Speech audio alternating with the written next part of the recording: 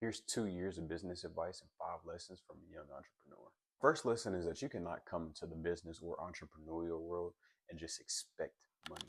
Money cannot be your end all be all. You have to understand that if you don't come with the value of wanting to serve and you come with just wanting to make money, that that will lead you into a very selfish trap. That'll lead you to being into bad partnerships, bad deals, and ultimately you'll have very bad clients because it's all focused around what you can make, how you can get things, rather than actually trying to produce value for people. One trap that I really fell into as my second point will be that it does not have to be a passion to work out for you. You have to understand that everything is not going to be a passion. And even if you do get into a business or an entrepreneurial path that is a passion, that it eventually change.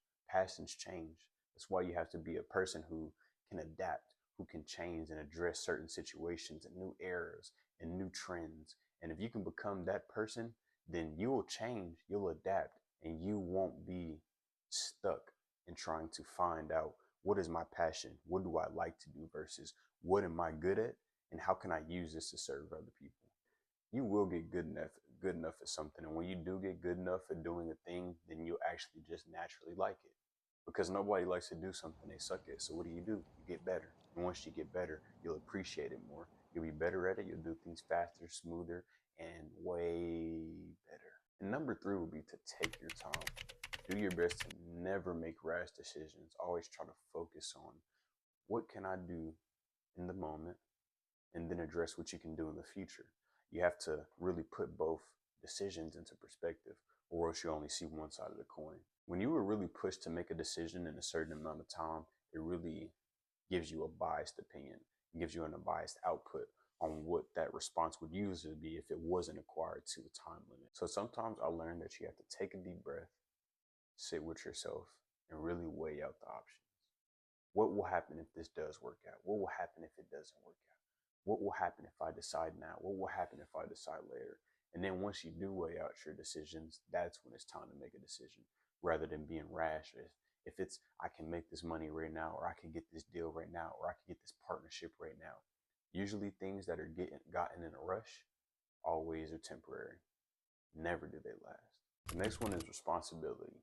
It's the realization that the more you make, then naturally, the more responsibility that comes with it. The more problems that you're solving, then the more solutions you have to provide.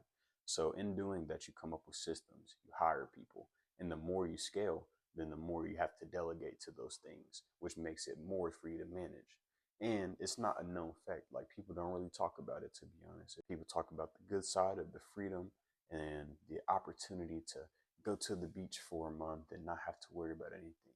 While yes, that is true in ooh, some circumstances, you still have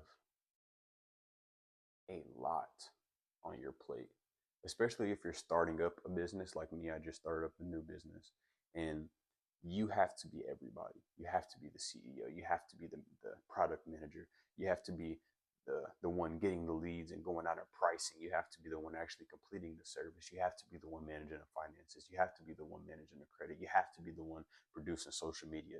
And it's like, once you gain the reality of these things and you really become okay with it, and you say, I'm willing to do that, then that's when I see that things work out the best. Number five, if you don't take anything from this video, please, please, please pay attention to this one. Everybody in our society nowadays always teaches that you got to do it alone. You got to have that discipline. You got to push. And let me give you the reality. You cannot do it alone. And when I say it, I mean anything. Nothing in this world can be accomplished by yourself. That is a lie that we were sold by society. Building a team is the most profitable thing you can do. Understanding that you don't know it all, understanding that you don't have all the answers. I'm 19. I know I don't know everything. So I have to open up my mind to be able to ask questions, have that natural curiosity, and actually receive answers from other people. If you go out into this world, especially as an entrepreneur, in that selfish mindset that you have it all and you can do it all by yourself, you're not going to get anywhere. Nobody's going to work with you. Nobody's going to want to work with you in the future. And nobody wants a partner that's just all about them and what they know and how they don't want to take advice from other people.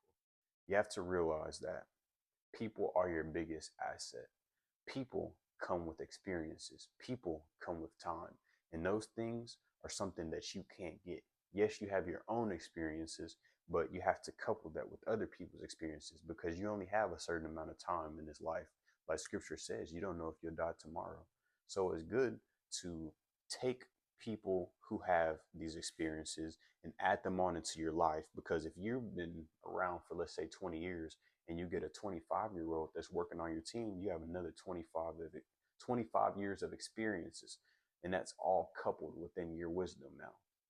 Not necessarily your own internal wisdom, but more added into your business. And they have their own experiences, they have their own knowledge, and they can provide so much value through that. And if you like this type of content, make sure you like and give a follow, because here